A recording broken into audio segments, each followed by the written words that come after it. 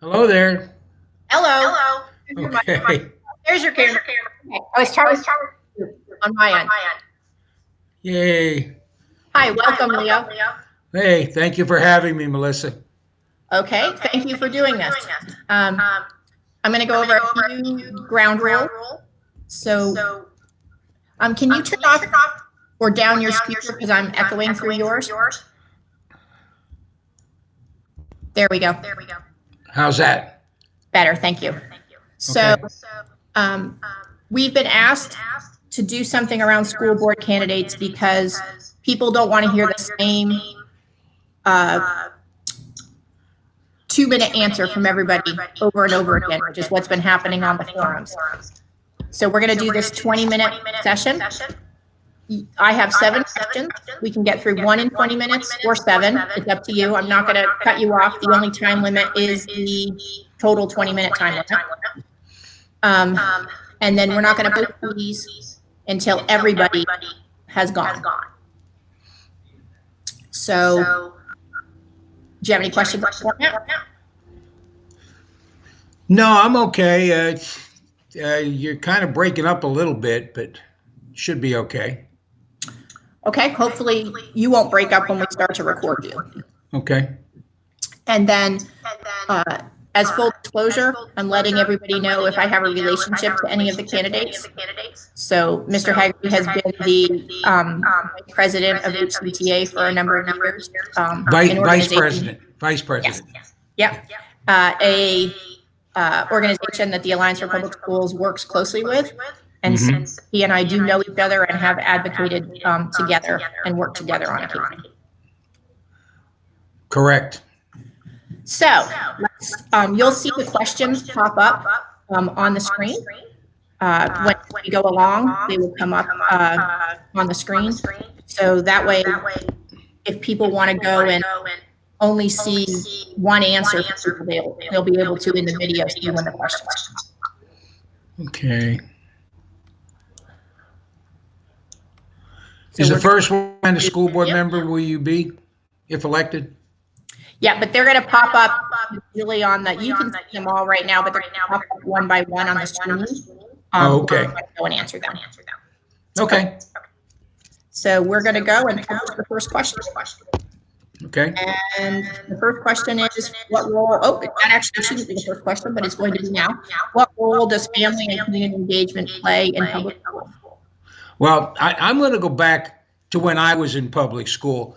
And the most important thing that my dad believed in was that you should be able to go to your community school.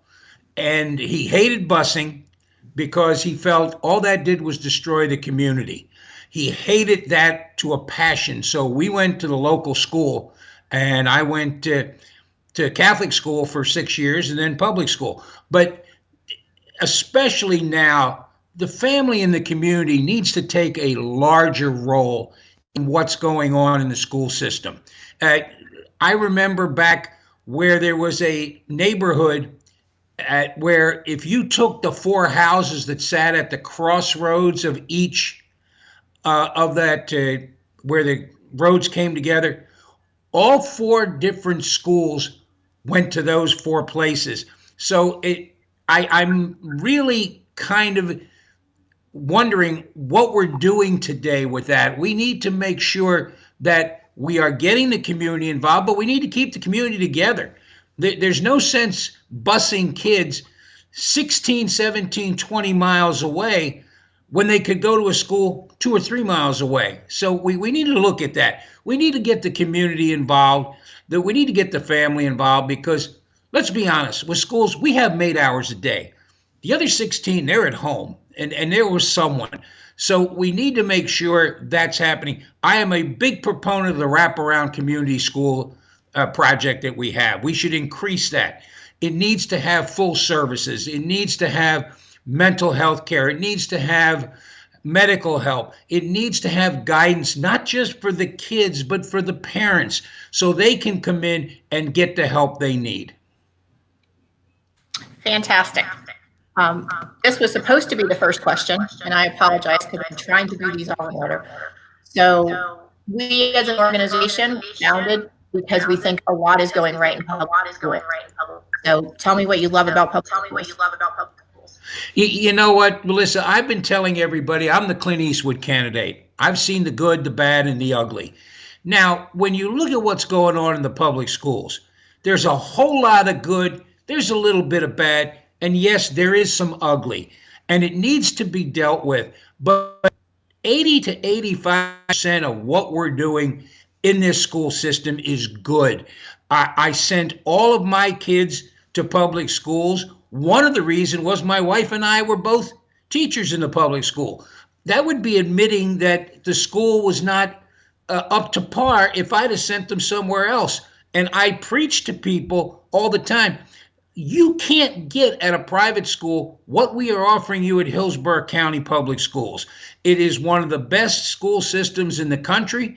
It's something that we need to look at some of the schools to help them out. But what I like about them in particular is that we take the kids where they're at and try to make them improve, try to give them a chance. I don't like the thing where it says, prepare them to graduate. We are trying to prepare them for life. And that's the big thing. And Melissa, I've got to talk about one thing there. We need to help out with reading. And that's a huge proponent. Fantastic. Next question is, what are the attributes of an effective school board member? Which attributes are your strengths and which do you struggle with? That's a great question. I spent now 45 years in education. I spent 7 of those 45 years as a collegiate coach and recruiter. I spent many an evening in the living room with a parent trying to convince them as to why they want to send their son or daughter to my school. So I am very well versed on what has to happen when it talks to communication. I am going to, when elected, make sure one night a week, I am going to be somewhere in District 3 where they can come meet the school board candidate. Tuesday night is great, but let's get to an informal session where people can come out and they don't have 2 minutes.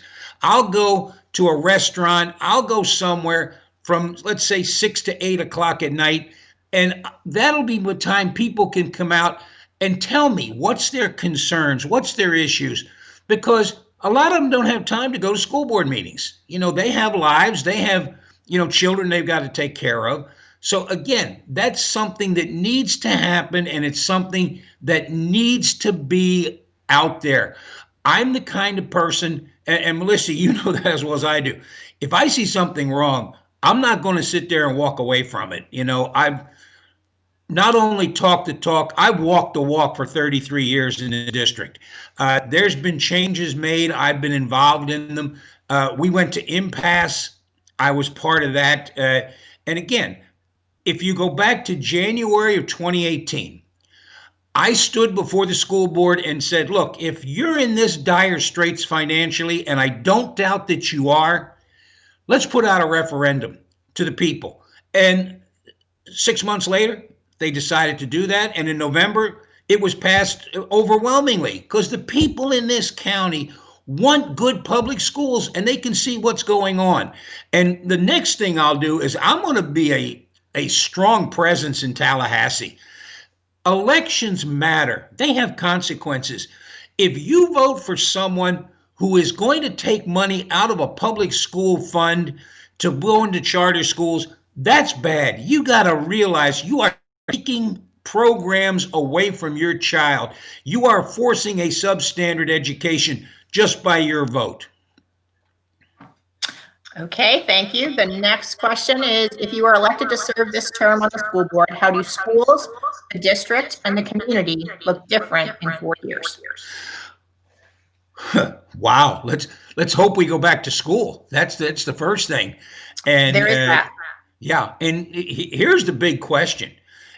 And everything else is a moot point. Can we safely go back to school in August? And if we can't, when can we mitigate this to get kids back in school? Parents found out that homeschooling is just not their cup of tea.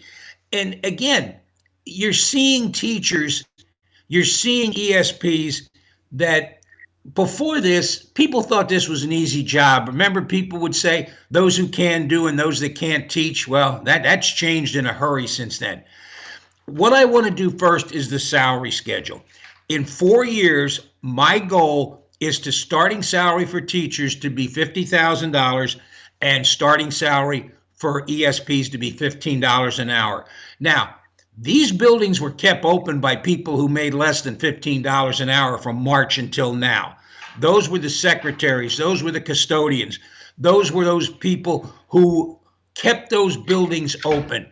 In 4 years, I want to see a huge development in the community schools wraparound project. All we've done over the past is change the name. It's been a different name, but we haven't seen results. Now, I want to see a plan long term that in 4 years, we're not in the same place. The last thing I want to see happen, and this is something I'm going to do right away, I want a committee put together of all stakeholders from all communities to come up with a viable, fair, and effective discipline plan. You can't have education without discipline. Let's get everybody to embrace a plan that we can all live with so education can go on. 95% of the kids want to be there. 5% don't. Well, let's find out what we need to do with those. Can we find alternative methods for them to be in different educational settings?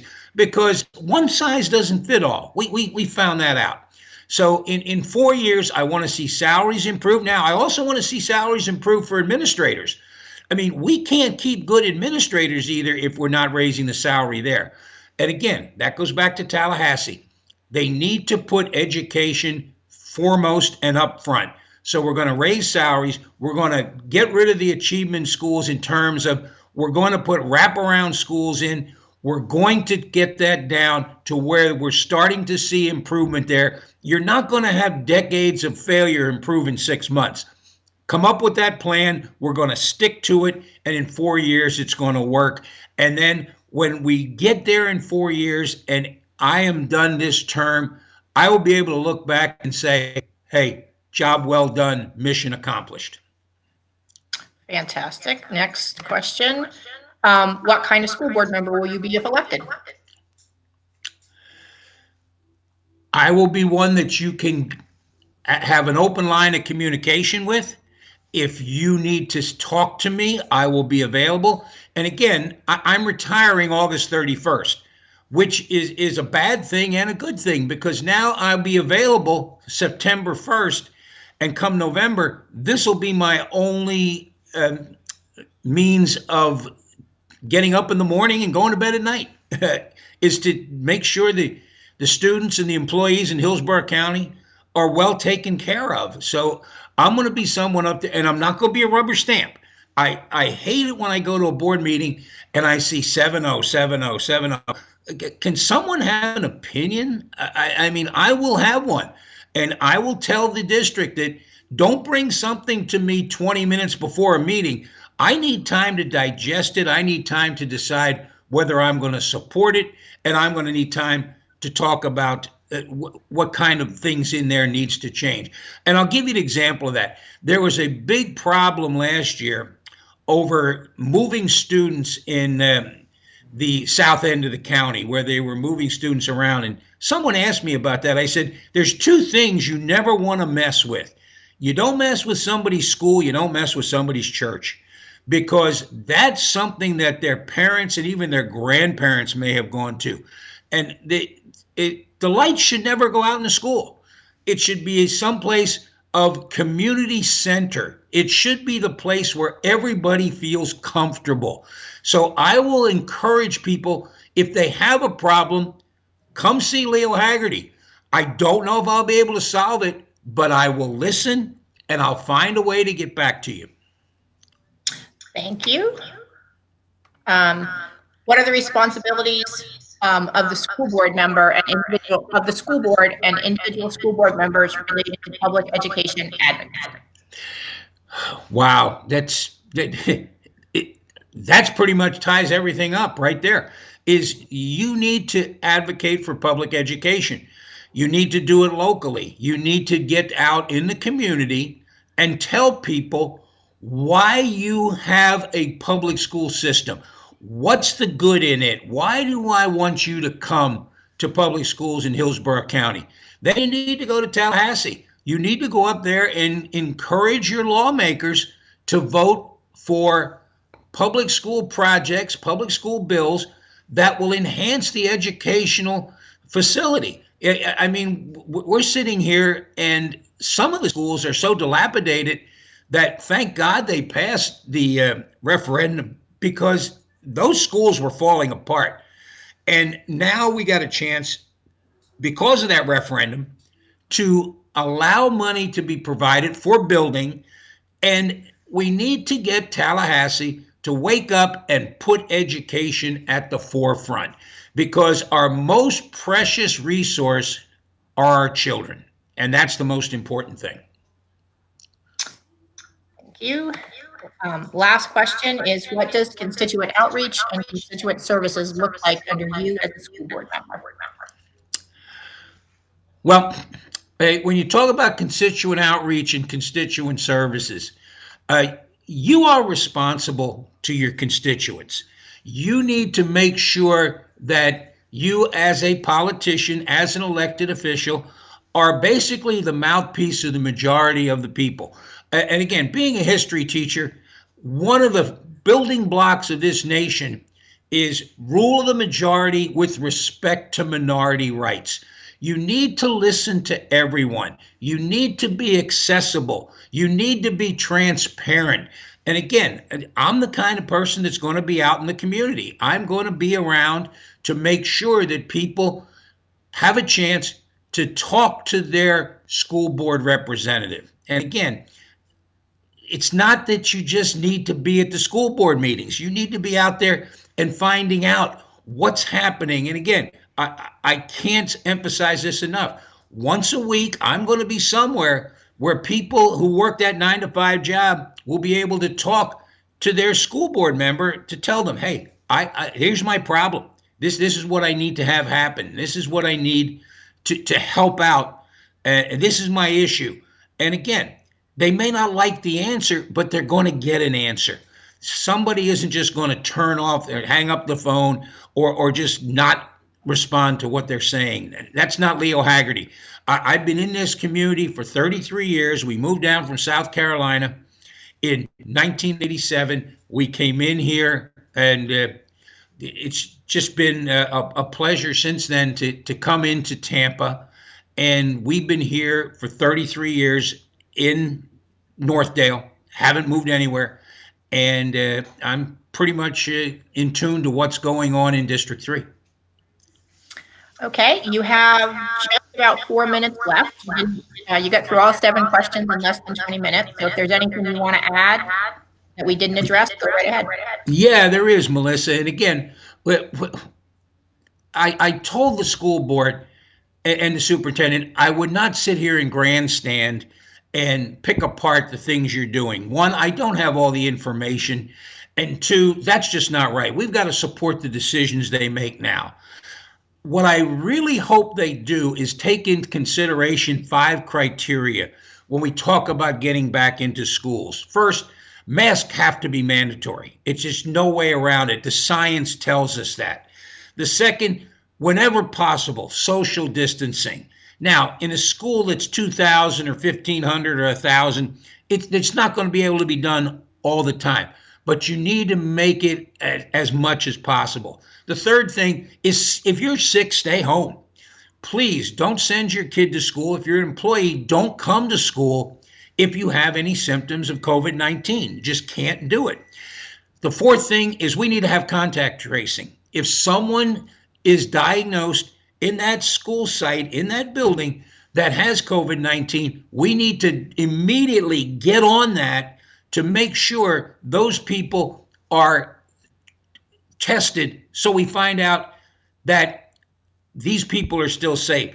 And the last one, the thought of eating in the classrooms is ridiculous. If we can't safely mitigate the cafeteria, how can we mitigate the school? So those are 5 criteria. That's what needs to happen to make sure we can open safely. And if we can open safely, then let's open the schools. Okay, you got a minute 40. Anything else? Yeah, if you have any questions, go to www.leo4schoolboard.com. I've got some videos up, and the first thing I want to do is take care of that problem out at Steinbrenner, Martinez, and McKittrick with the parking and the traffic bottleneck. That's another thing. I had a couple questions from my students as to what was going to happen. I've answered that. I'll be putting up a video every week as to what Leo's going to do, because I'm going to get it done. And if you wish to contribute to the campaign, you can do so at the website. Okay, so once again, this was Leo Haggerty. He is running for Hillsborough County School Board in District 3. And I thank you very much, Mr. Haggerty, for your time today. Well, thank you, Melissa. And above all, stay safe, please. Thank you very much. Have a good afternoon. Thank you. You too.